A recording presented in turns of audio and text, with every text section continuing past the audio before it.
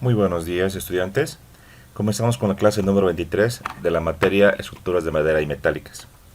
Continuando con nuestro avance, vamos a revisar ahora conexiones que no están en la norma, pero son conexiones que se pueden hacer, son factibles. Existe material, existe en este caso uso y ventajas y desventajas a acuerdo de este tipo de conexiones. Recordad que hemos visto uniones con clavos y uniones con perros, que sí están estandarizadas y con prescripciones normativas. Ahora vamos a revisar las conexiones con tornillos, con anillos y con algunos detalles o entalles en madera, con trabajos de, digamos, clásicos de ebanistería. Entonces, vamos a revisar caso a caso.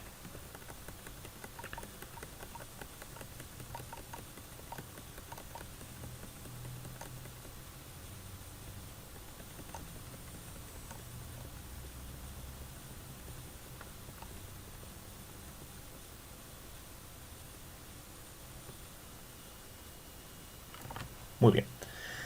Vamos a comenzar con las uniones de madera dura. Este tipo de uniones es un tipo de unión bastante clásico, bastante antiguo, en la cual no usamos ningún medio sujetador adicional. Simplemente cogemos madera dura, como el nombre indica, y hacemos unos cortes o entalles en la madera para hacer un encastre y hacer que la conexión trabaje, en este caso, por resistencia de los elementos de madera. Usualmente este tipo de conexión antes era muy clásico, muy utilizado. Actualmente no lo es tanto, sin embargo tiene sus ciertas ventajas respecto al otro tipo de conexiones. ¿Bien? En este caso vamos a explicar la metodología y posteriormente vamos a ver en este caso la manera de calcular. Si bien no hay ecuaciones de la norma o no hay capacidades de la norma, ya por ecuaciones de cálculo de mucha bibliografía al respecto, como también referido al comportamiento estructural, que no es tan complejo, vamos a ver que también es una posibilidad. ¿Sí? Al referirse a madera dura, hay que entender que es básicamente madera del grupo A. Esa es la madera dura. ¿Sí? Muy bien, entonces vamos a entrar ya a detalle. Aquí tenemos un esquema bastante interesante. Si ustedes se fijan, tenemos tres elementos: el elemento superior, un elemento intermedio y un elemento inferior. Muy parecido a la tarea que les dimos en la anterior clase. ¿Se acuerdan? Dos cubreplacas y dos elementos centrales. En este caso, los dos elementos centrales que tienen un encuentro en tope se van a unir a través de estos cubreplacas, ¿no? Tal cual. En este caso, en vez de utilizar algunos pernos, utilizaremos estas maderas duras que están aquí graficadas con el puntero, pueden revisar. Tienen una geometría muy particular, la cual la mitad de la altura va hacia el madero superior y la mitad de la altura al madero inferior. Y ante las fuerzas de tracción, por ejemplo, esas maderas van a trabajar y al aplastamiento como también al esfuerzo de corte. Entonces esta es la manera o el comportamiento en el cual trabaja esta conexión. Entonces la idea es determinar ante una fuerza actuante P las dimensiones y la cantidad de llaves o de tacos de madera para soportar estas cargas. Hay recomendaciones respectivas en cuanto a las dimensiones. Por ejemplo, si nos fijamos en la dimensión en planta, la longitud paralelo a la carga debemos de llamar C, la cara frontal de la llave, y la altura de la llave total va a ser igual a 2T. ¿Por qué 2T? Porque la mitad va hacia arriba y la mitad va hacia abajo, o sea que hay un espesor T que entra a ambos maderos, porque la altura es 2T en este caso. Visto en el espacio nos quedaría así. Tendríamos la distancia C, paralelo a la fuerza, la distancia 2T, que es el espesor total de la llave de corte del taco de madera, y el total, la profundidad, se fijan, es la altura H. La altura H debe coincidir con la altura H de nuestra sección de escuadrillas. En este caso, las escuadrillas deben coincidir tanto del madero central como de los maderos laterales. Debe ser perfectamente igual, no puede variar. Entonces, también la llave de madera dura tiene esta altura, digamos. Entonces, esta dimensión completa de este elemento va a hacer que la conexión sea eficiente. Para esto necesitamos, obviamente, un trabajo muy prolijo en cuanto al corte en las maderas principales para que sea perfectamente dimensionado para que entre este elemento. Si el corte es un poquito por menos, digamos, va a haber problemas. Tiene que ser totalmente perfecto.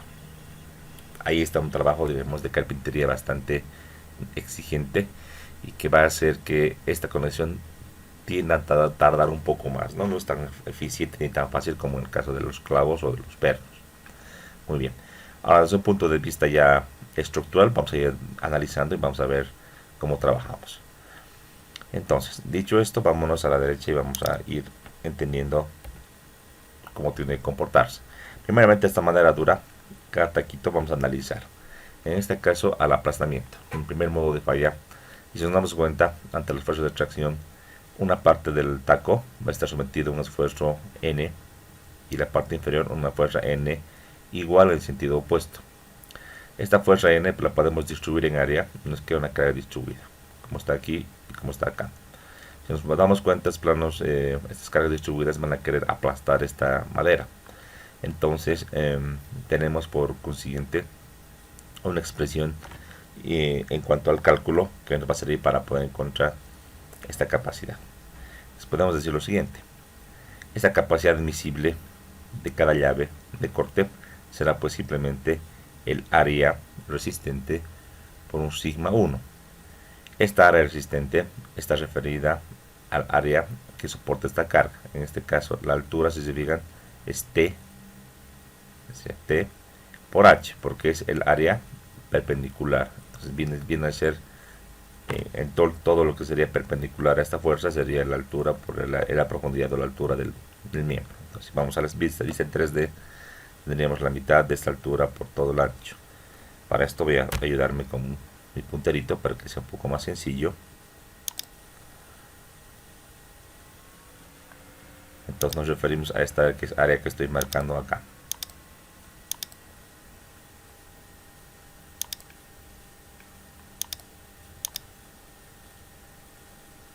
Todo este ancho por esta altura. Específicamente, visto en 3D quedaría más o menos como lo estoy mostrando. Esta área va a soportar toda esa fuerza N que decíamos que se viene por este sector. Lo propio en la parte superior. Entonces esta área es la que va a soportar esa carga distribuida. Y la que va a soportar el aplastamiento en este caso. Entonces, ya con esto más claro, vámonos a revisar la expresión. Y vemos que esta expresión tiene pues concordancia y es correcta. No tiene ningún problema. Y soporta nomás el análisis que estamos realizando. Entonces esta ecuación está muy bien. T por H, el área de este aplastamiento lo tenemos listo, tanto arriba y abajo. Y nos quedaría simplemente encontrar cuánto vale esta expresión de sigma 1. Sigma 1 lo podemos entender como la capacidad de la madera a la compresión. Entonces este sigma 1 lo vamos a definir en ese sentido. Notar que en este caso la madera se va a aplastar en este sentido longitudinal. Todo va a depender cómo esté el corte de esta madera. Todo va a depender de esto. Si es que las fibras están en este sentido, entonces esta carga de aplastamiento es paralelo a las fibras. Si las fibras están en el otro sentido, será distinto. Entonces hay que tomar en cuenta esta concepción para darnos cuenta cómo trabaja o cómo funciona nuestro elemento, ¿sí? Ya. Entonces tenemos esta expresión para calcular la capacidad de la llave en primera instancia. Ahora, hay algunas recomendaciones constructivas y de esta teoría. Dice lo siguiente: que el valor de T se aconseja aproximar un octavo de la altura E sub C.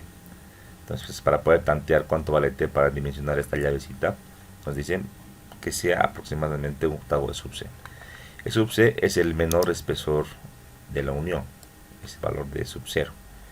Si hablamos de espesores, hablamos en este caso de los espesores de los maderos que hay, tanto de los más laterales como de la madera central.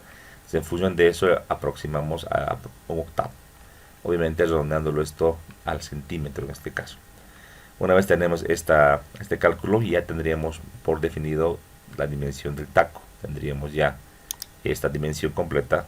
También tendríamos ya la altura H, que es un dato de los maderos. Tenemos ya la altura y H. Solo nos quedaría definir C, nada más. Y para esto venimos acá y hay una relación C entre T que tenemos que analizar.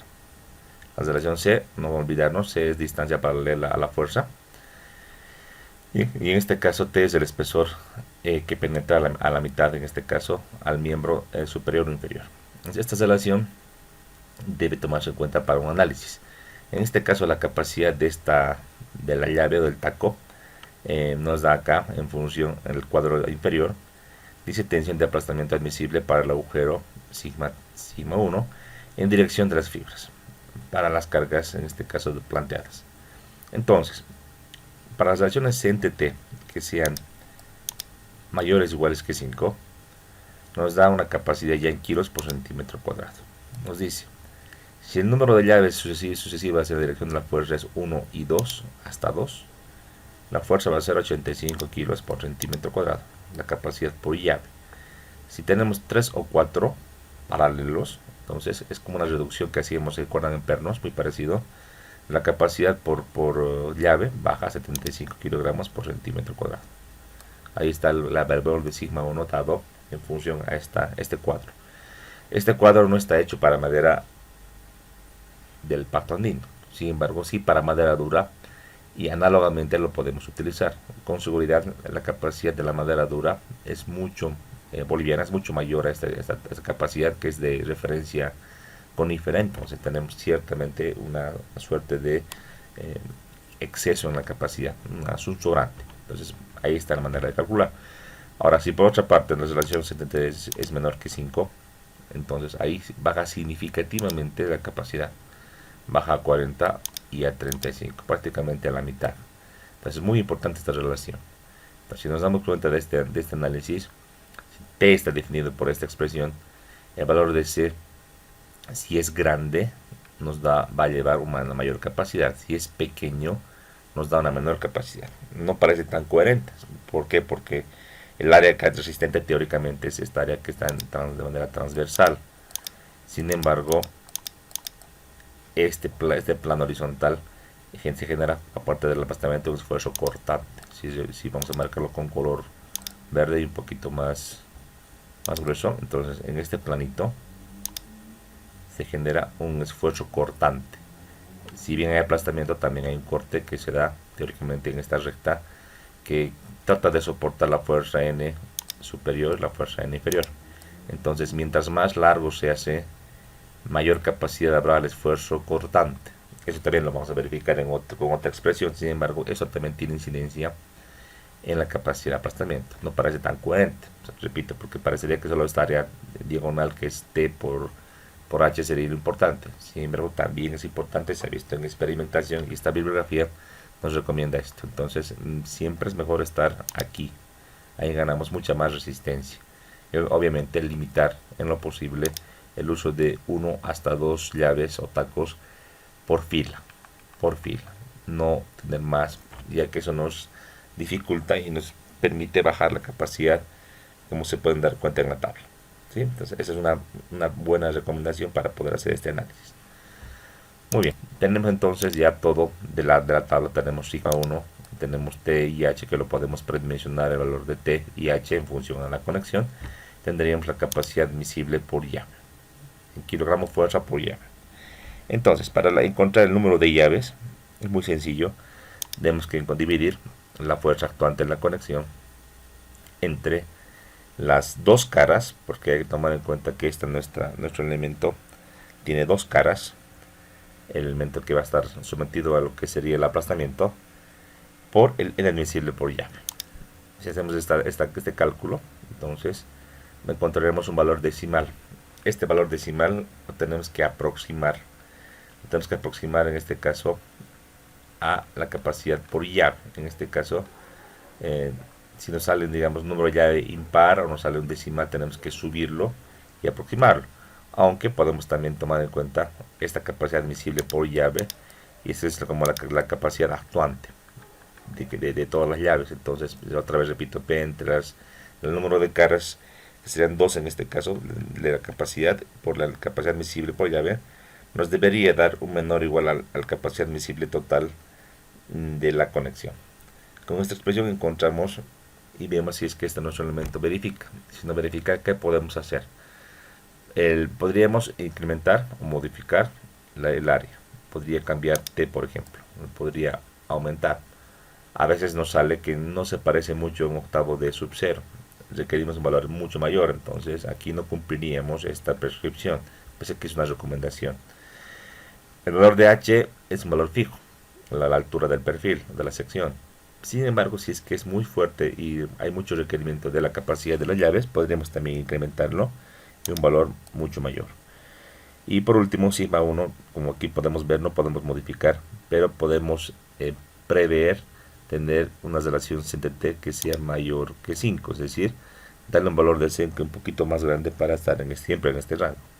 Con eso podríamos tener mayor capacidad, y si nos sigue fallando, entonces seguir aumentando T o seguir aumentando H, que sería la única manera para poder aumentar la capacidad. Eso sería en cuanto a la capacidad por aplastamiento. Vámonos a la otra verificación, que sería la capacidad por corte. Decíamos, por corte, lo que trabaja es esta parte horizontal, la distancia C, por la altura, porque va en diagonal el plano de corte. Entonces, aquí lo que trabaja es esta parte que estoy ayudándole con color rojo. Entonces tenemos esta parte horizontal y toda esta parte que va hacia la altura, ese plano de corte que es el plano que va a soportar esa fuerza de deslizamiento. Hacer más grande la capacidad, mientras más grande sea C o más grande sea la altura H.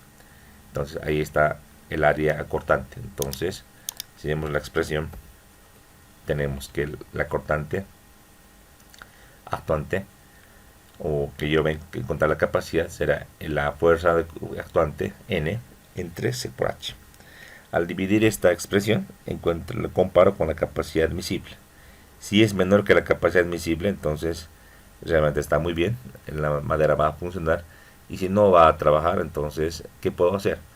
Yo podría agarrar y despejar un valor de C. Entonces C podría despejar acá y dividir este valor N entre tau admisible y H. Al dividir esta expresión y encontrar el valor de C, yo tendría la distancia C, y la puedo verificar acá contra la distancia C que yo podría haber asumido en esta expresión. Yo podría, por ejemplo, haber asumido que CT es mayor que 5 y, digamos, tener dos tacos 85 kilos por centímetro cuadrado, y aquí verificaría realmente cuánto vale C para poder volver y decir si CT es mayor que 5, o si no es, se calculará el aplastamiento.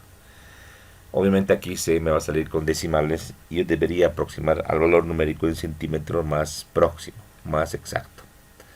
Entonces aquí al calcular C tendría ya toda la geometría completa de mi llave, ¿sí? Entonces, como aquí indica, verificamos acá otra vez la relación CDT para verificar el aplastamiento. Ya está.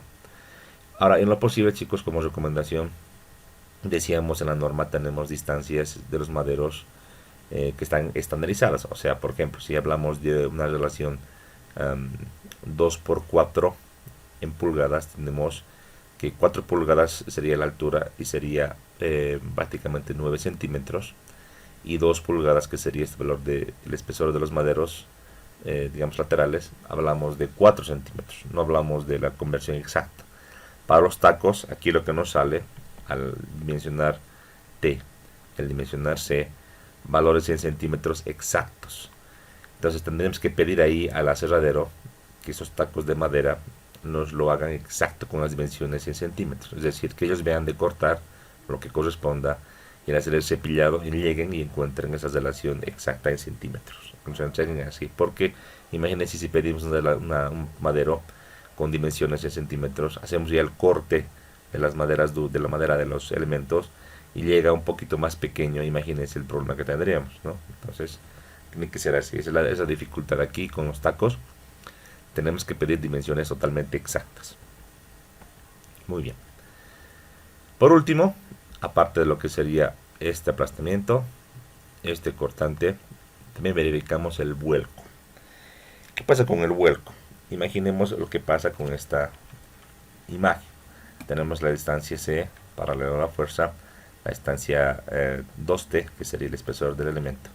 Entonces, si nos damos cuenta, las fuerzas N que están planteadas en esta imagen, si bien van a generar un aplastamiento, las fuerzas N no son colineales, es decir, ambas tienen una excentricidad.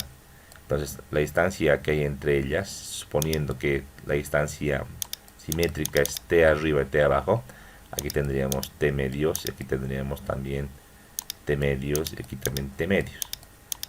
todo simétrico. Entonces esta distancia sería pues T, como aquí indica esta imagen. Entonces tenemos un brazo, es N por T, es un par de fuerzas por el brazo. Esto es un momento entonces. Un momento que produce un vuelco. Este momento de vuelco lo podemos igualar a la siguiente expresión. Es como decir, por ejemplo, una fuerza T por Z. Entonces, este elemento quiere volcar, quiere girar en el sentido, y para que no gire, los maderos laterales le impiden o lo encastran. Entonces se van a generar fuerzas a querer girar, se va a generar un movimiento en el sentido, y por tanto una reacción de la madera de arriba que va a hacer que esto no tienda a girar. Lo propio, si quiere girar, sí va a generar una reacción de la madera de abajo en el sentido. Entonces, por compatibilidad aparecen las fuerzas T. Ambas fuerzas T también son excéntricas, no son totalmente simétricas, no están en el mismo eje, entonces también entre T y T tenemos distancia Z. La distribución de fuerzas, como aquí pueden ver, no es rectangular, no es uniforme. Claro, al querer girar este elemento, va a ser más presión, más fuerza en la parte del extremo, y se va a ir disminuyendo este nivel de tensión. Inclusive podríamos considerar que es una disminución no lineal, pero en el rango elástico consideramos que es totalmente lineal. Por ese motivo que aparece esta distribución, como aquí pueden ver ustedes, triangular, hasta un punto determinado de la resistencia Z, lo propio en la parte superior. En ambos casos vamos a considerar como que estamos a la mitad de nuestra madera, es decir, a C medios, para definir el triángulo. Entonces, tenemos que tomar en cuenta este volcamiento, que será, no es más que N por T, que lo igualamos a la distancia resultante T por Z. Este comportamiento va a hacer que esta llave esté en equilibrio, simplemente eso.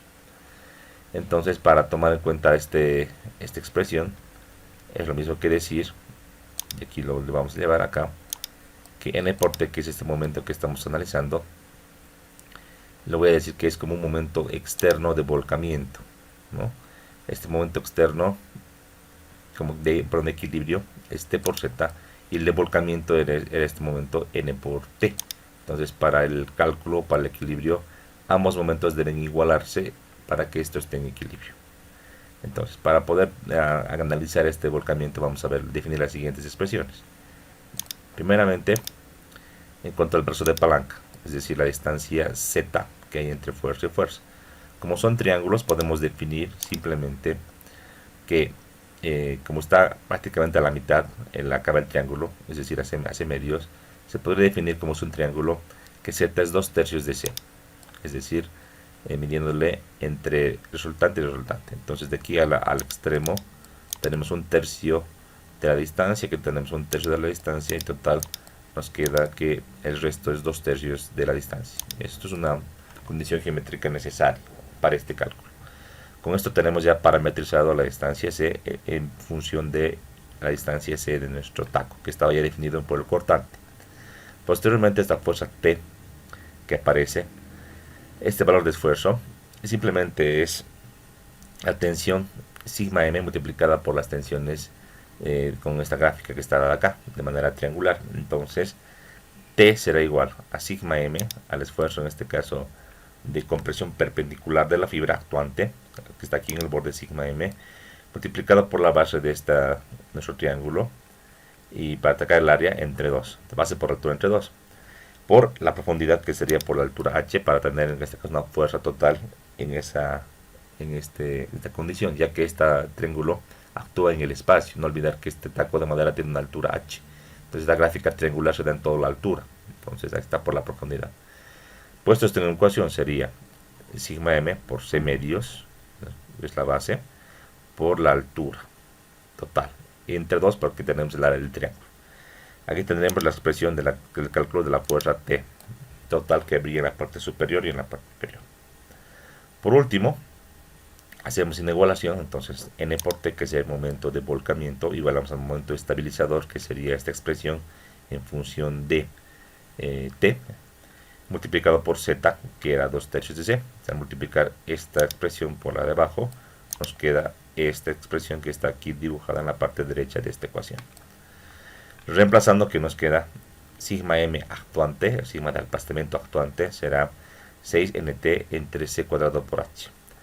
Esta ecuación que nos define el esfuerzo de aplastamiento debe ser menor o igual al esfuerzo admisible de compresión perpendicular a las fibras, dada esto por el grupo de madera. En este caso asumiremos este valor como en este caso del grupo A, madera dura. Estamos verificando el taco, no otra cosa. Entonces para el grupo A voy a definir cuánto vale este valor de tablas. Si no me verifica, si el esfuerzo de aplastamiento, digamos perpendicular, de corte de compresión perpendicular a las fibras es mayor, ¿qué podría modificar acá? Si nos damos cuenta, n es una condición, no podemos modificar. T podría yo modificar acá, podría aumentar T para aumentar en este caso, si aumento T, perdón, ¿qué pasaría? Aumentaría este esfuerzo de compresión, no me conviene. C va a dividir, entonces C es clave acá, podría aumentar C para poder reducir esta tensión, claro que sí. Entonces este ya está al cuadrado, o la altura h. Entonces aquí en este caso aumentamos h, preferentemente C porque está al cuadrado en esa expresión, nos va a bajar de manera significativa este esfuerzo. Entonces es la manera de verificar. Ya tenemos tres condiciones. La primera, recapitulando, aplastamiento. La segunda, esfuerzo de corte. Y la última, una verificación nomás, ya con las dimensiones definidas de T y C, para ver esta compresión perpendicular a las fibras. Si no cumple, podría modificar C, pero si modifico C, voy a volver acá, voy a verificar otra vez lo que sería el corte y verificar también lo que sería el aplastamiento, ya que C también está en función o nos define la relación C entre T, que va a definir qué tipo de tensión estoy tomando en cuenta. Pues, si se dan cuenta, un cálculo bastante paramétrico en cuanto a las dimensiones de este maderito de madera dura y en cuanto a las cantidades que necesito por cada elemento. Bastante interesante, ¿verdad? ¿Listo?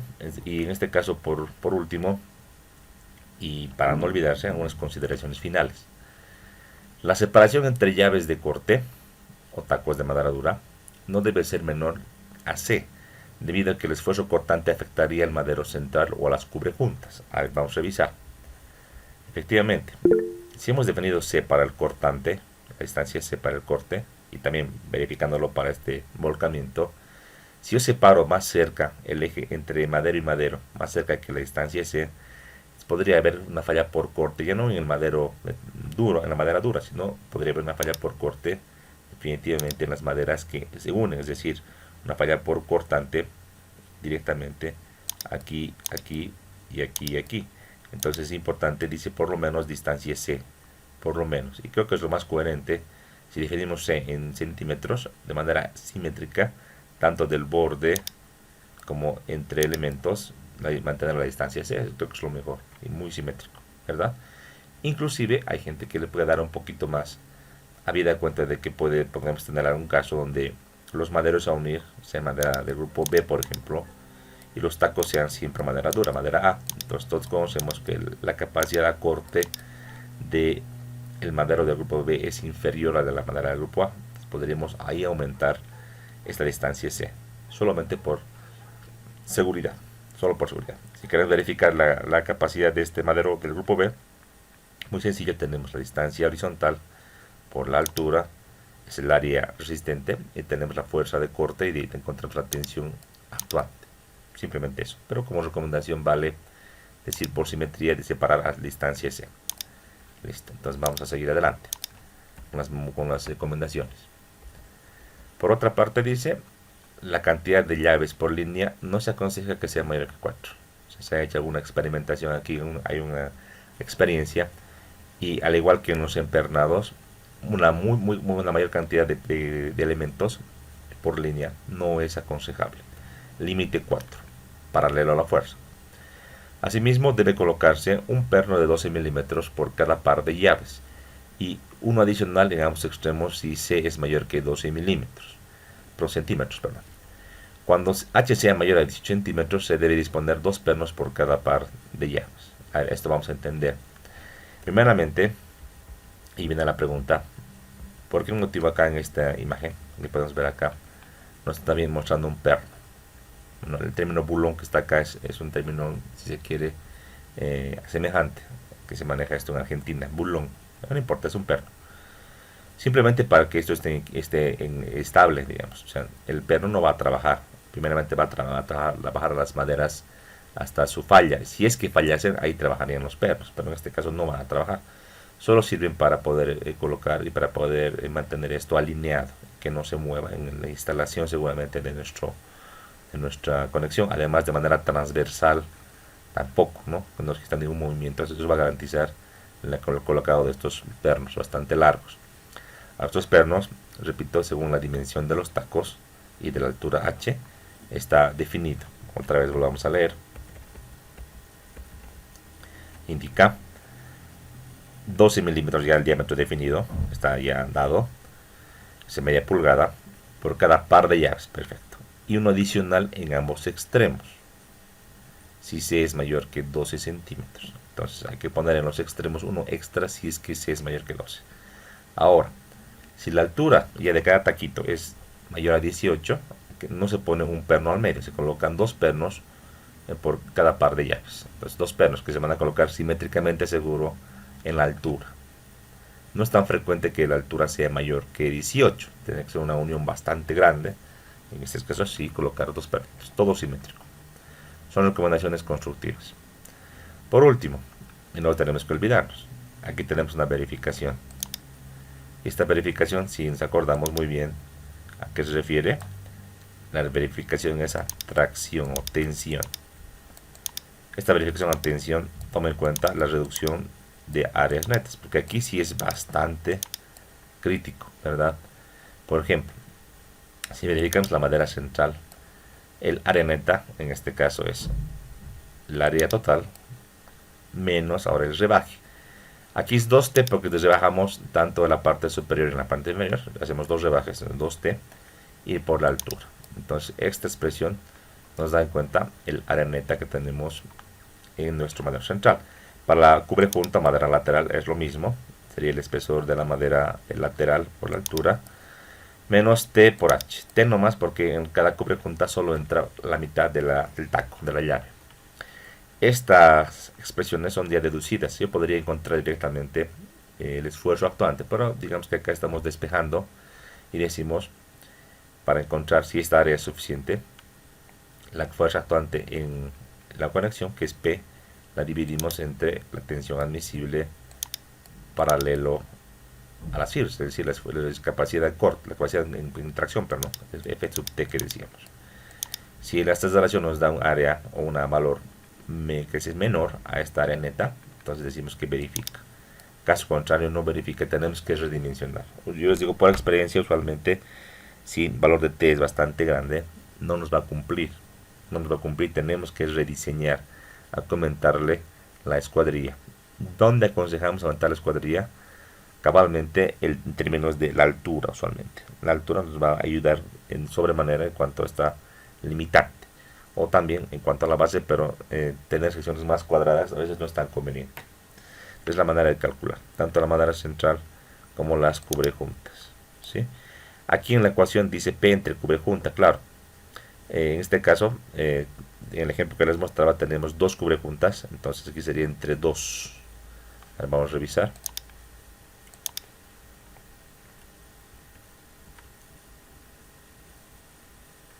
Aquí esta fuerza P que podemos ver en esta imagen, que actúa al 100% en la madera central en ambos sentidos, se debe distribuir, ¿verdad?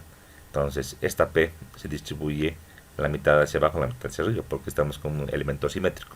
Entonces la fuerza P a la cual yo debo verificar las fibras de mi cubrejunta superior, aquí tendríamos básicamente P medios, aquí tendríamos también P medios, para poder analizar las cubrejuntas. No le llega P al 100%. Eso es muy claro y nos demuestra que estamos ahí en equilibrio, ¿verdad? Entonces, de esa manera tenemos que verificar las cubrejuntas con la mitad de la carga. Muy bien, entonces, como hemos visto, esta conexión bastante particular. Primeramente dimensionamos el taco, con lo que sería la distancia T, que sería en función del aplastamiento. posteriormente de la distancia C la definimos por el cortante. Volvemos a verificar el aplastamiento en función de la relación C entre T. Si nos cumple, estaremos perfectos. Luego iremos al volcamiento y verificamos que la compresión perpendicular a las fibras resista. Una vez tenemos todo definido y el número de llaves definidas, marcamos de manera constructiva el número de pernos que requerimos por cada llave. Si el tamaño H es mayor que 18, requerimos 2 pernos. Si es menor que 18, solamente un perno. Y por último, verificamos lo que sería la tracción, en este caso con las áreas netas, tanto en los maderos laterales como en el madero central. Si ahí nos falla, tenemos que rediseñar el tamaño de los maderos. En este caso, el tamaño de los maderos también van a influir, si modificamos la altura, va a influir en la capacidad pues, de cada llave. Entonces, ¿qué es iterativo? Si es que yo tengo una dimensión definida de mis maderos, por un diseño preliminar en tracción, debo ir ajustando tanto sus dimensiones como también la dimensión del taco en función a estas capacidades que les he mostrado. Entonces, básicamente es un tema iterativo que se aconseja hacerlo en planilla, porque haciéndolo a mano tardaríamos demasiado, tardaríamos mucho en cuanto a esta nuestra verificación. Entonces ahí está, si se quiere, la manera de hacer esta verificación o este cálculo, que no es muy difícil, pero es una suerte de cálculo manual. Constructivamente hablando, tiene sus ventajas. No tenemos los sujetadores famosos, pero tenemos sí pernos para poder, digamos, equilibrar y que todo esté alineado. Lo que sí requerimos un trabajo muy prolijo de carpintería, y eso a veces es difícil. Tenemos que meternos madera dura al menos, hacer un corte perfecto para que encastre el otro elemento es algo muy complicado. Entonces ahí tenemos que tomar en cuenta esta alternativa. Es muy buena y vamos a ver que ese tipo de conexión, si se quiere, con un elemento en el medio que está con un tipo de entalladura, también se lo hace, pero a nivel más pequeño en el tema de anillos, y vamos a ver eso a continuación, ¿sí? Entonces, de esto vamos a hacer ejercicios, pero déjenme acabar todo lo que sería el diseño de estas conexiones un poquito fuera de norma, diremos, que tienen bibliografía, para luego entrar. ¿Qué sería bueno verificar para la norma del pastonino? Sería bueno hacer ensayos para encontrar esto justamente, hacer pruebas a escala para encontrar estas relaciones entre T y la capacidad de cada taco de madera en función al número de tacos por fila. Sería interesante verificar los valores de 85, 35, 40 y 35 para madera almendrillo, por ejemplo, del grupo A. Y ahí seguramente verificaríamos que los valores que tenemos para maderas bolivianas son superiores seguramente, porque estos valores están para maderas coníferas, pero madera dura conífera. Entonces esto es un poquito la limitante que nos lleva un poquito a pensar de que este diseño tiene sus observaciones. Sin embargo, estaríamos del lado conservador, tomando en cuenta que la madera dura boliviana es mejor, tiene mayor capacidad resistente que la madera conífera dura. Supongamos, esto sería bueno investigar. Muy bien. Tipo de unión bastante interesante, no es tan utilizado ahora actualmente, sin embargo que antes era una de las mejores alternativas. Como esto, por ejemplo, aquí hay un pequeño ejercicio que se plantea y que ustedes lo van a elaborar bajo mi guía. Aquí tenemos una cubrejunta dimensionada con otro medio de unión. Aquí podemos ver que son, por ejemplo, unos pernos. Tenemos madero central, me los cubre juntas. La fuerza actuante, fíjense, es bastante importante. 7.8 toneladas, bastante grande. Aquí ni pensar hacer con clavos, ¿verdad? Porque es una fuerza muy grande. Entonces, podríamos absorberlo con pernos o en este caso con los tacos. Pues esta conexión mostrada nos plantea el ejercicio hacerlo a través de los tacos. O sea, hacer este cambio de conexión. Ya no con pernos, sino con tacos, una alternativa. Para esto nos dice lo siguiente. La madera de los elementos, de los maderos que están acá, es verdolago, o sea, madera del grupo B. Y sus escuadrillas son 3x6 y 2x6 diámetros o secciones, comerciales. 3x6 madero central, 2x6 los laterales. Las dimensiones B y H están acá definidas, como está aquí en la imagen. B sería, en este caso, la distancia más pequeña, y H la altura total donde van a estar colocados los pernos. Los tacos irían por dentro del elemento, como está aquí mostrado, y nos piden diseñar el tamaño del taco y el número de tacos necesario para esta conexión. Bastante interesante, y esto tienes que hacerlo con planilla y básicamente como práctica para que podamos ir ajustes revisándoles, para que podamos verificar si esto se ha entendido. No es muy difícil, solamente hay que ir probándolo y sacando. Hasta eso vamos a ver primeramente las uniones con tornillos. Un tornillo es un elemento sucesor, un elemento mecánico.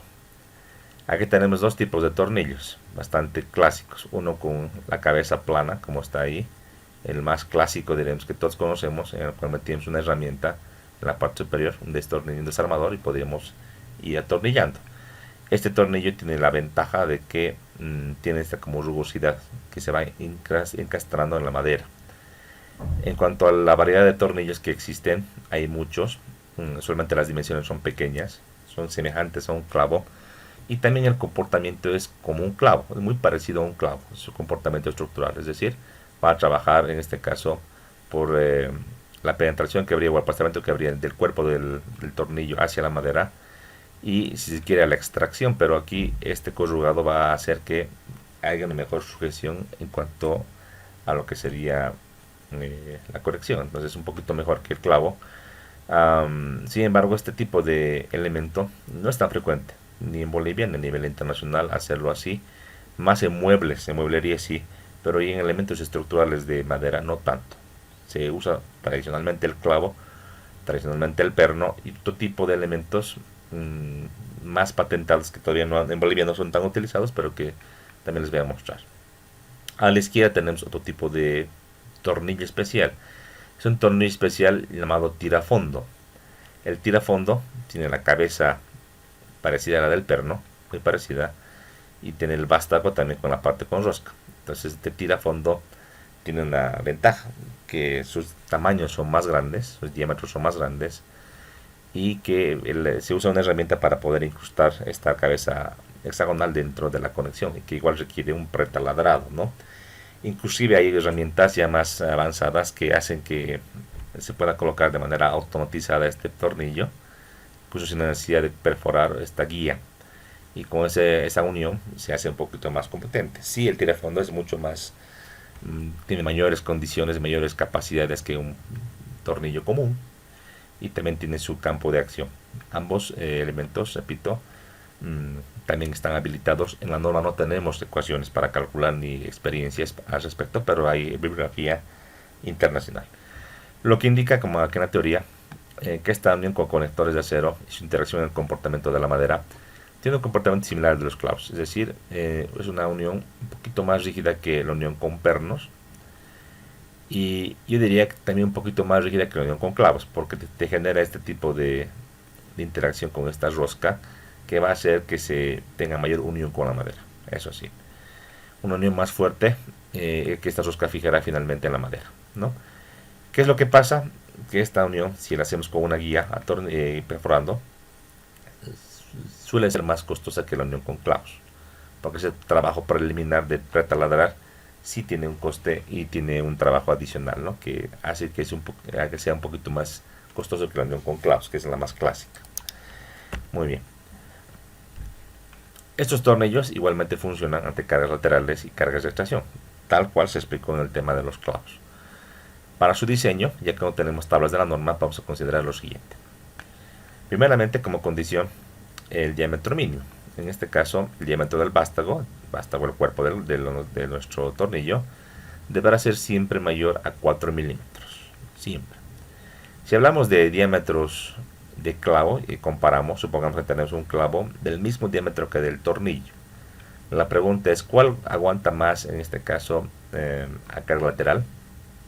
Pues aguanta más lo que sería el clavo, debido a que esta parte con rosca, si bien hace una mejor sujeción en lo que serían los elementos de madera, tiene un rebaje en cuanto a la sección transversal. Entonces esta parte con rosca le disminuye la capacidad, en este caso al sucesor, a soportar cargas laterales. Entonces es una realidad. Sin embargo, si el diámetro mínimo es 4 para adelante, entonces los tornillos tienen mayor tamaño que los clavos y por tanto mayor capacidad. Lo que sí, la relación de la punta, la penetración de la punta en cuanto a clavos aquí es menos, debido a que tenemos esta rosca que va a ayudar a esa penetración, le va a hacer que trabaje mejor. Entonces no requerimos tanta penetración como los clavos, esa es la diferencia.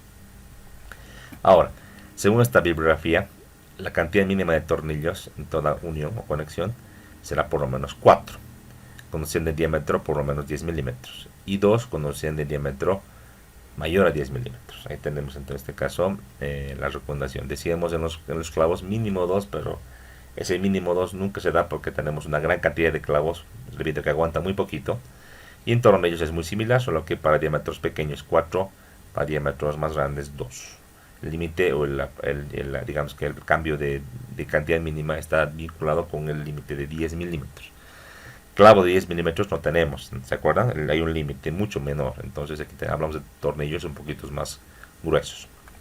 En cuanto al pretaladrado de la unión, la madera va a ser pretaladrada con un diámetro similar al de la caña de la parte lisa, es decir, al diámetro de nuestro vástago. Sin embargo, con un 70% del diámetro nominal del tornillo, de la parte con rosca. Entonces, directamente si mi tornillo es 10 milímetros, multiplicamos por 707 y tenemos el diámetro para la perforación. No podemos perforar o hacer esta guía con un diámetro igual o superior porque perderíamos esta capacidad que tenemos con esta rosca, ¿no? Para poder incrustar y hacer esta unión un poquito más rígida.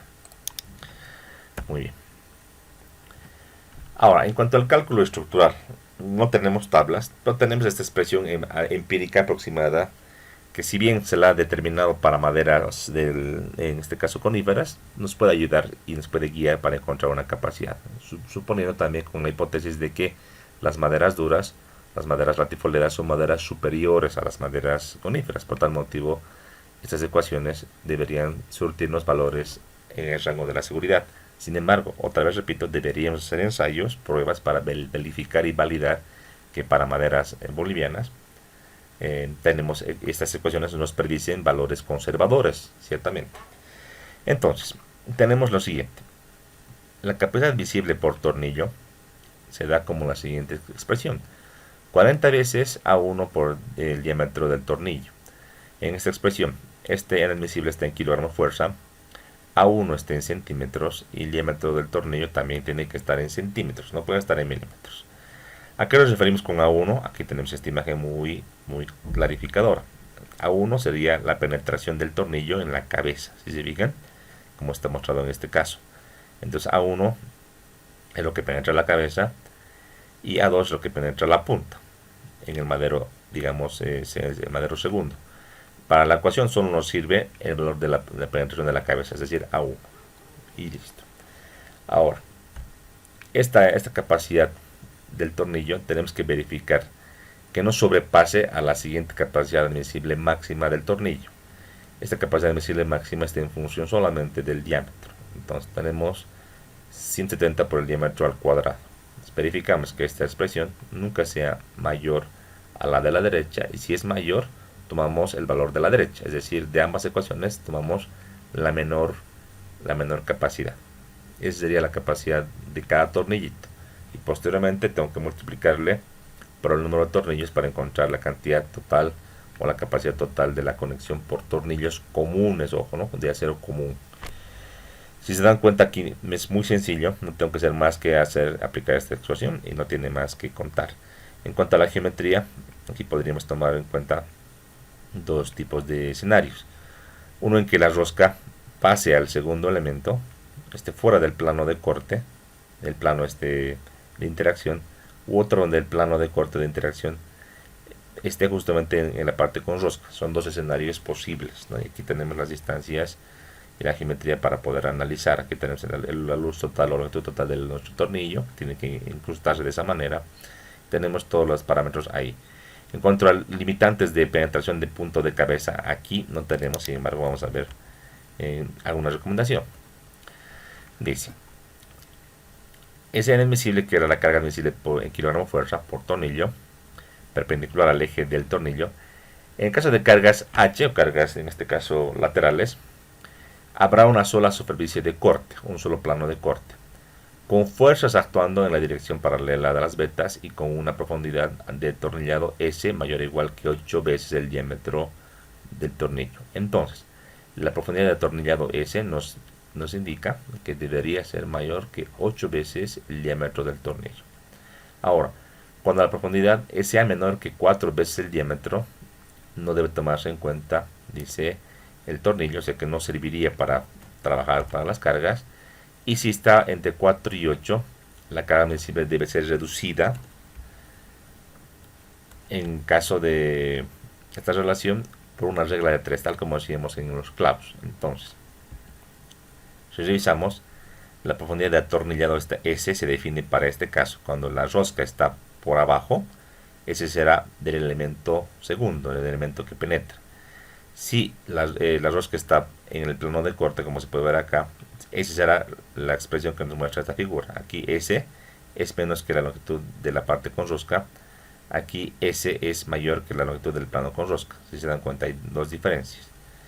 Entonces, este valor de S debe ser limitado. Debería ser siempre mayor que 8 veces el diámetro. Si es menor que 4, el tornillo no sirve.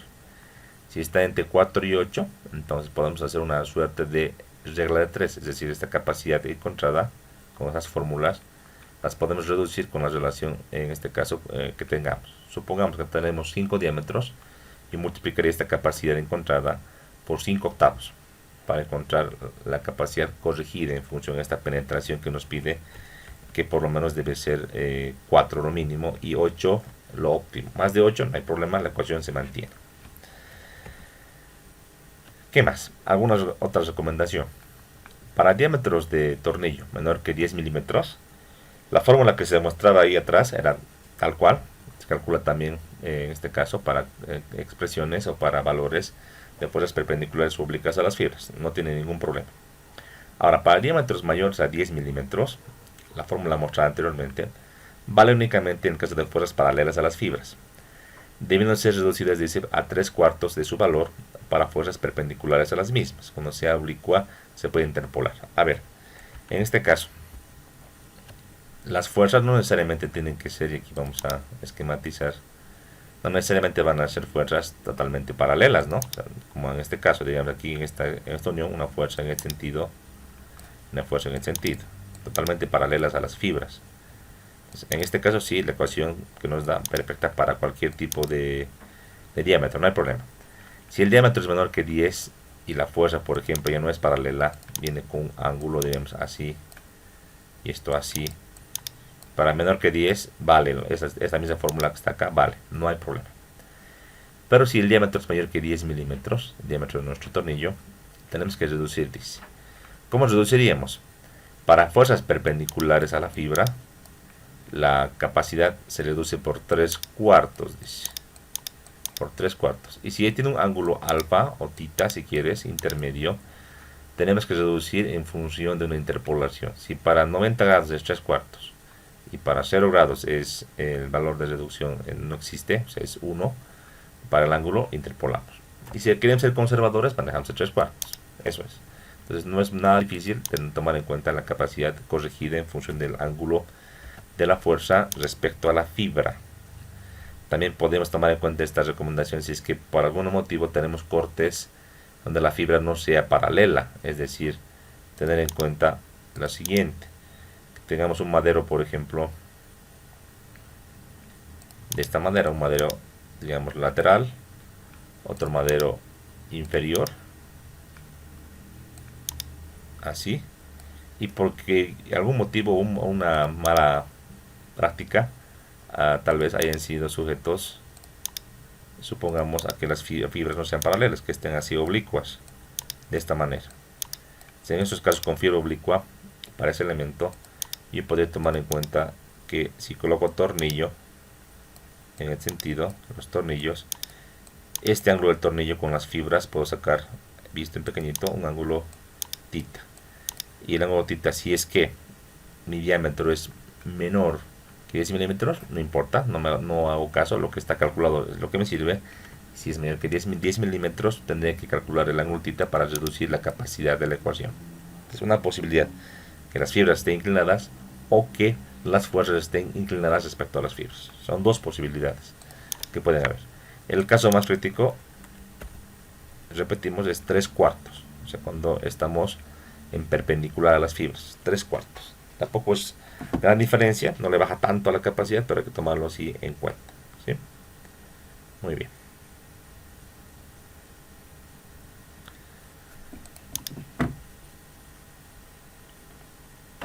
Algo más en cuanto a las recomendaciones.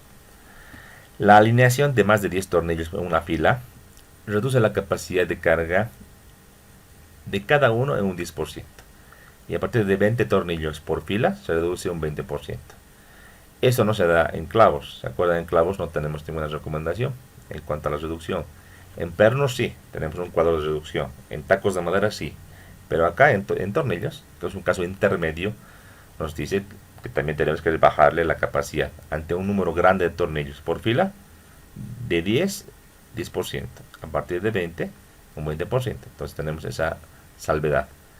Procuraremos colocar por fila entonces no más de 10 tornillos. Si lo colocamos así, evitamos esta reducción. Si tenemos necesidad de colocar más de 10 tornillos, tenemos que rediseñar porque tenemos que bajar el 10%. Y seguramente que la bajar el 10% nos va a pedir mayor cantidad de tornillos. Entonces tenemos que verificar al final. Una vez que hayamos dibujado la conexión, esto vamos a rechequear para ver si se mantiene el detalle o tenemos que aumentar los tornillos o ver qué hacer. ¿Sí?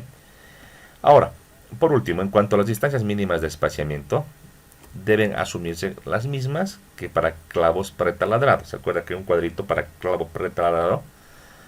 Para ese tipo de conexión tenemos que asumir las distancias mínimas, centro a centro y centro a borde. Aunque si podemos separarle un poquito más, no estaría mal, estaríamos muy bien, ¿no?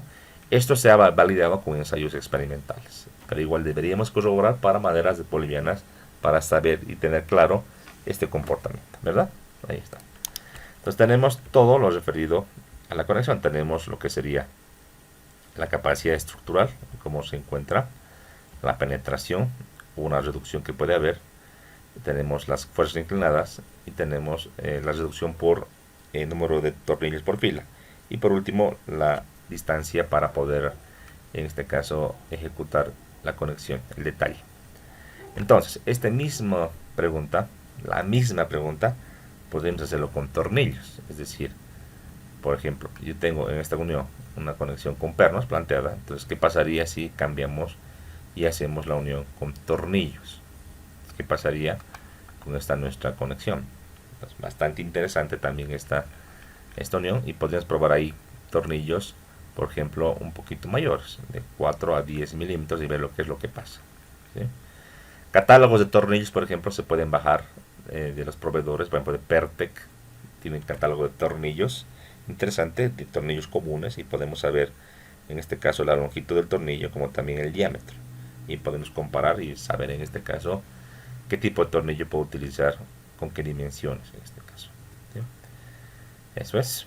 Entonces, también este mismo ejercicio que planteamos aquí atrás para lo que era tacos de madera dura, el mismo podríamos plantearlo para tornillo y ver las diferencias, ¿no? Seguro, pero que para tornillo va a salir también una gran cantidad, debido a que el tornillo no aguanta tanto por el pequeño diámetro como un perno, por ejemplo, pero más que un clavo. Entonces, tal vez para tener todo claro, podría ser unión con clavo, aunque yo les digo, con esta carga tan grande pues va a salir casi inviable, muy largo.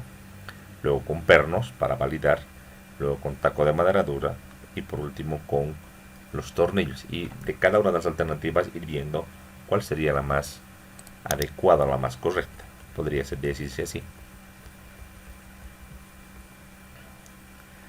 Muy bien, ahora pasamos a las conexiones con embarbillado, un término bastante particular, bastante especial, embarbillado. El embarbillado también es una entalladura, o sea que yo podría pensar que es bastante similar a lo que sería un taco de madera dura. Sí, hay que hacer un trabajo de carpintería, hay que hacer algo como esto, hacer una muesca y colocar otro elemento. Sí, pero un embarbillado no tiene, como en este caso, un elemento adicional extra, sino que los maderos mismos, entre ellos van a trabajar y van a hacer que las fuerzas sean soportadas por la posición y por un corte especial que se da a los maderos. Este tipo de unión con embarbillado, que se llama así, o entalladura, es un tipo de conexión bastante antiguo. O sea, antiguo, así les digo, en Europa, por ejemplo, en los años 30, 40, planteaban uniones muy elegantes como las que están acá mostradas. Si bien hay como un cinturón metálico que pueden ver acá en ambos esquemas o diagramas, solo sirve para un poquito darle estabilidad lateral. Y básicamente lo que trabaja acá son las entalladuras. Hacemos un acercamiento, pueden fijarse ustedes que aquí hay un corte, esta madera diagonal tiene un corte en este sentido, un corte en este sentido. Entonces esos planos de corte hacen que esta madera diagonal pueda incrustarse y pueda encastrarse de esa manera. Entonces, ante fuerzas, por ejemplo, de compresión, que podrían bajar así, este plano con color rojo soporta las cargas. ¿Se dan cuenta? Y esta distancia que estoy marcando con línea punteada va a soportar una fuerza de corte. Entonces el madero inferior tiene que soportar tanto esa compresión como también esa fuerza de corte que se muestra. Y todo en función del tipo de entalladura. Aquí tenemos otros tipos de entalladura distintos. Aquí tenemos un corte. Déjenme un poquito cambiar mi puntero. Vamos con color rojito. Aquí una entalladura de esta manera, vertical y luego horizontal. Entonces aquí también ante las fuerzas actuantes esto va a trabajar de una manera distinta. Entonces esto tenemos que tomarlo muy en cuenta y vamos a verlo paso a paso cómo serían los cortes más tradicionales. Hay muchas maneras de cortar la madera desde la entalladura, pero hay maneras clásicas que las vamos a explicar, ¿sí? Uniones tradicionales no tan usadas ahora en nuestro medio, pero que hay la posibilidad de hacer, ¿sí? Los diferentes tipos de configuración en cuanto a estos cortecitos nos da que hay embarbillados conocidos como a medio talón, de talón y de doble talón. Se lo conoce de esa manera. Vamos a ir viendo las diferencias. Aquí un acercamiento para que vean mejor cómo se comporta esta conexión. Ahora trataremos de dibujarlo o marcar encima. Entonces fíjense, otra vez, hasta aquí la sección se mantiene tal cual, rectangular. Aquí también hasta aquí se mantiene rectangular, pero acá hay un rebaje en la madera inferior, un corte con un ángulo por acá y por acá. Se dan cuenta, ese corte se hace para que pueda entrar este madero. También este madero podría rebajarse con cierta dimensión o mantenerse. Entonces, otra vez para que entendamos, aquí las fuerzas de compresión que bajarían del diagonal tendrían que ser soportadas por esta área que estoy marcando con color rojo. Esta área tiene que soportar esta fuerza de compresión. Ahora, esta fuerza de compresión quiere incrustar esta madera diagonal en la madera inferior, entonces se va a ejercer una fuerza tan grande que va a hacer que esta área que estoy marcando tienda a soportar un esfuerzo de corte. Esta longitud es clave con también el ancho del madero, es la que va a soportar esta fuerza de corte. Entonces, verificamos a aplastamiento o compresión y verificamos al corte. Eso sería. Ahora los tipos de embarbillado, ahorita voy a mostrar a qué nos referimos con el medio talón, talón y doble talón. Aquí comenzamos con el embarbillado de medio talón. Si nos fijamos en esta imagen anterior, muy similar, fíjense, viene la diagonal que está por encima y se encastra en este elemento horizontal, al cual que es un corte. Entonces, digamos que geométricamente la madera diagonal tiene una escuadrilla B por H y la escuadrilla inferior tiene una distancia B por H también. A la diagonal la llamaremos HA por B y la inferior H por B. Si nos fijamos, las alturas pueden ser distintas, pero la base debe ser exactamente la misma para que pueda encastrarse sin ningún problema. O sea, los anchos de los maderos tienen que estar en el mismo plano, no pueden ser distintos. Lo que sí puede variar son las alturas de los maderos diagonal y inferior. Ahora, hacemos aquí una suerte de penetración. Para poder incrustar esta madera diagonal hay que penetrar una distancia vertical T. La distancia T es clave para poder hacer este análisis, como también la distancia L, fíjense, paralelo a la fuerza o las fibras del elemento inferior. Esta distancia L también es importante. Si lo hago más corto o más largo, va a influir en el cortante, decíamos. Y T, si lo hago más corto o más largo, va a influir en esta área de aplastamiento, que es la área diagonal D, que está acá, por el espesor B. Entonces va a influir T, que si lo mido perpendicular es verdad, pero al descomponerlo con el ángulo me va a dar en diagonal una distancia. Entonces es importante y va a definir la capacidad, en este caso al aplastamiento o compresión, y L al cortante. Recomendaciones ahora, constructivas. T mayor o igual a 15 milímetros. Esta recomendación constructiva se da para relaciones donde este corte que lo voy a hacer es menor o igual a h cuartos. O sea, si este madero no es muy grande, entonces T es 15 milímetros para h cuartos. Si T es mayor que 15 milímetros para h quintos, nos dan otra recomendación. Aquí los ángulos alfas del colocado de esta manera diagonal estén en función de estos valores de en relación h cuarto, quinto y h sextos. Entonces aquí tenemos un ángulo de menor que 50, entre 55 y 50, y un ángulo mayor que 55. Todo en función de este corte h cuarto, h quinto, h sextos. Todo en función de esto. Entonces con esto yo puedo entender cómo tengo que colocar. Si mi geometría tiene un ángulo, por ejemplo, de 30 grados, sé que es menor que 50, entonces trataré de que mi altura de mi madero inferior, su h cuartos, esté vinculado con T, donde T debe ser mayor que 15 milímetros. El mínimo es 15 milímetros, o sea, es decir, 1.5 centímetros. Si T elijo, por ejemplo, 3 centímetros y H real es 9 centímetros, entonces 94 divido y verifico. Y si no me da esta verificación, tendría nomás que cambiar, ¿no? Así debe entenderse esta parte.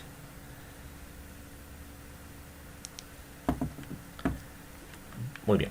Posteriormente a esta definición de los ángulos y las verificaciones de las alturas, tenemos acá abajo otra verificación.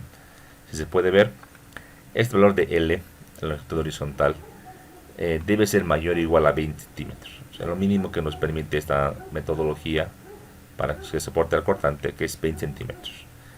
Y debe ser en este caso también, otra revisión, menor o igual a 8 veces el espesor T. Entonces definimos T para lo que sería este corte, multiplicamos por 8 y mi valor de L tiene que estar inmiscuido entre que es mayor que 20 y menor que 8. Ahí tiene que estar esta relación de L. Definido lo que es T y lo definido lo que es L, ahora vamos a la parte estructural. Se puede deducir con las fórmulas en cuanto a la fuerza de compresión y la de tracción. Podemos definir cuál sería en caso de compresión el área de aplastamiento y todo eso podemos definir, no hay ningún problema en función del ángulo. Sin embargo, ya aquí tenemos deducida la fórmula directa. Entonces, T está en función de la fuerza de compresión por el coseno cuadrado de alfa medios entre el ancho del madero, ya sea el diagonal o el inferior, que es el mismo, por la capacidad admisible del aplastamiento. Aquí hablamos de sigma compresión perpendicular a las fibras. Este valor de T que encuentro con esta expresión, tal vez podríamos reescribir si quieren para entenderlo mejor. Podemos decir que es una expresión que nos dice que T debe ser mayor o igual que esta fórmula. Si yo elegí un T, por ejemplo, de 3 centímetros y aquí me sale un T de 4, entonces no estaría cumpliendo, debería subirle a 4 y otra vez venir acá y validar que mi 4 sea menor que h cuartos y el ángulo es 50, menor que 50 y así. Si no me cumple, entonces ¿qué debería hacer yo? Aumentar pues la altura, ¿verdad? Si me sale, digamos, tenía 3, me cumplía toda esta relación geométrica y ahora requiero 4, vengo con 4. Si no me cumple h cuartos para un ángulo menor que 50, ¿qué es lo que debo hacer? El ángulo no puedo cambiar porque es condición geométrica de mi cercha, digamos. Lo que puedo cambiar es la altura, no hay de otra. Para que me cumpla esta expresión, entonces la altura podría modificar esta altura h de mi madero inferior. Una vez tenga verificada esta expresión, pasaríamos a la siguiente. En cuanto al tema del corte, también podría tener esta expresión, es decir lo siguiente, que T va a ser igual a la fuerza de compresión entre más o menos 70-80 centímetros por B. Es esta misma expresión que está arriba, pero con una simplificación y que ciertamente nos da también valores coherentes. Si yo tengo que verificar T para la ecuación matemática de arriba como para la de abajo, que ambas me cumplan o satisfagan en función a lo que yo he elegido a un principio. Si ambas se cumplen y se cumple, repito, h cuarto, quinto y sexto, estaría en el rango de la seguridad. Y por último, para lo que sería el corte, en cuanto al valor de L, voy con esta expresión. L será igual a la fuerza de tensión que existe en la cuerda inferior, quiere jalar este elemento, entre la distancia B, que es el ancho de nuestra sección de madera, por la capacidad al corte admisible, que sería el tau admisible que veíamos para la madera. Entonces, si se dan cuenta, esta falla por corte me está definiendo esta longitud L, que está acá, por la perpendicular B. Y eso debe soportar esta fuerza de tensión. Entonces ahí definimos L y verificamos que el L asumido geométricamente esté en este rango. Tal vez aquí igual en la ecuación podríamos decir que L sea mayor o igual que esta ecuación. Si cumple, perfecto. Si no cumple, ¿qué podría hacer? Fácilmente cambiar la geometría de la unión, hacer que L sea un poquito más grande, y si no hay espacio, por último, en el peor de los casos podría aumentar la distancia B. Si aumento B, también baja lo que sería el requerimiento de L. Pero si aumento B, ¿cuál es el problema? Entra otra vez en la ecuación de T, y al tener mayor base, también reduce el T necesario con esta ecuación de arriba como con la de abajo. Entonces también podría validar o rechequear esta parte.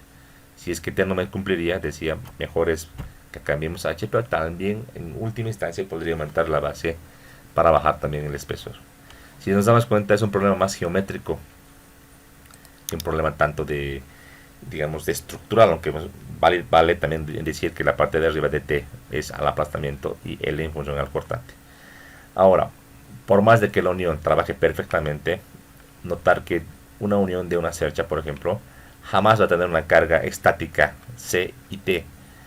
Ante las cargas actuantes, que pueden ser cargas gravitacionales, de granizo, cargas vivas, peso propio, también pueden aunarse o juntarse las cargas de viento, que pueden hacer que los sentidos de los esfuerzos puedan cambiar o puedan menguar o reducir las fuerzas C y T. Entonces, para evitar esto, y además el movimiento transversal o lateral entre maderos, porque si se dan cuenta en el plano verifica, pero perpendicularmente al plano no habría nada que sujete esto. Se aconseja colocar un perno en todo el largo de nuestra conexión, que esté dispuesto de la esquina justamente a una distancia 2/3 de S, y aquí 1/3 de S en función de esta distancia horizontal inclinada. Ahí debe estar colocado este perno. Y o mejor, también como les mostraba aquí atrás, una suerte de como esta abrazadera de acero que puede también ayudar y coadyuvar a que no exista ese movimiento. Pues una alternativa es esta, y otra, dada también por las recomendaciones, este perno bastante largo que se lo puede hacer a medida, ¿no? Un largo que uno quiere. Dos alternativas. Similar a este caso es el embarbillado de talón. Aquí teníamos de medio talón solamente un cortecito, ¿verdad? Aquí un cortecito. El de talón tenemos este corte ya diferente. En el diagonal se lo corta en un plano horizontal y otro plano inclinado. Hay dos cortes acá. Hay dos cortes. En el caso anterior tenemos solamente este cortecito. Está acá. Aquí tenemos dos cortes. Este embarbillado de talón igual se lo puede calcular. Tenemos la fuerza de compresión, tenemos la tensión. La base es la misma en ambos elementos, y aquí igual recomendaciones para la elección de T, que debe ser mayor que 15 milímetros en cualquier caso, y debe cumplir que es menor que H cuartos, H quinto, H sexto para los ángulos ya mencionados. Muy similar. Lo mismo para L, la distancia horizontal, 20 centímetros es el mínimo, y limitarse también a 8T. En este caso las expresiones cambian un poquito. Si revisamos, aquí tenemos coseno cuadrado de alfa medios, ¿verdad? Aquí cambia por la geometría de la conexión, y hablábamos del coseno del ángulo directamente. O la verificación también, la otra verificación que mostramos. En cuanto a la longitud, L es la misma expresión, es la fuerza actuante en tracción entre la base y la capacidad cortante admisible. ¿Sí? Este tipo de embarbillado en talón, su capacidad, diremos, en cuanto a T, es un poquito mejor, y se usa usualmente cuando la distancia o la zona de apoyo es reducida y no permite el medio talón. Es decir, si nos fijamos bien esto, para el medio talón necesitamos mayor distancia para poder encastrar este nuestro elemento. Para el talón es menos la distancia que necesitamos, porque el valor de L se mide desde esta punta. Entonces hay menos requerimiento de esta distancia lateral. En esos casos preferiblemente un talón. Y por último, el de doble talón, que es dos cortes. Fíjense, dos cortes en la madera diagonal como en la madera horizontal. Hay dos cortes. Si en este caso igual se plantea el mismo problema geométrico, la fuerza T, solamente que la fuerza C, de compresión se tiene que dividir en dos planos. En un plano, el primer corte, y un segundo corte. Se puede distribuir una fuerza C1 y C2 en función de las áreas, y en función del ángulo también tenemos en el cadena inferior una distancia L1 y L2 para lo que sería el cortante. Geométricamente se puede determinar en función de este tipo de elementos. Cuando las cargas son mayores, entonces tal vez el de medio talón o talón no funcione o no soporte las cargas. Con dos planos de corte podemos tomar en cuenta este requerimiento, ya que si yo planteo solamente un talón, un medio talón por ejemplo, y la fuerza es muy grande, puede que el corte que yo necesite sea muy alto, muy grande, y que vulnere la profundidad, por ejemplo, de h cuartos. Me obliga a aumentar h, o mejor aún, para evitar ese aumento de h, podría yo hacer dos cortecitos y como se puede ganar más área de contacto. Es una manera de plantear, como aquí indica. Lo que sí, T nunca debe llegar a h medios en el embarbillado simple. En estos casos podemos tomar en cuenta esta recomendación. Entonces, C1 y C2 para el cálculo se consideran simétricos, es decir, ambos cortes deben ser los mismos para que considere los C1 y C2 de la misma expresión. T2 está en función de C2 y T1 en función de C1. ¿Sí?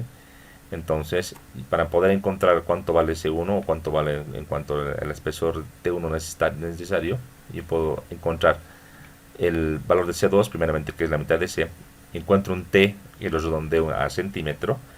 En base a esta capacidad del T2 en centímetro, calculo su capacidad del T2 y el resto del valor de C total y tengo C1 necesario. Y con ese 1 necesario dimensiono el valor de T1 que está aquí arriba. Las expresiones de cálculo son las mismas que usábamos para el embarbillado simple, solamente que hacemos dos fases, un cálculo inicial de T2 y luego un cálculo de T1. Y por último, L1 y L2 se calculan en función del cortante que habría para T, igualmente con la misma expresión que usábamos para ambos casos que está acá, solo que calcularé un L1 y un L2 para ambos casos, ¿no?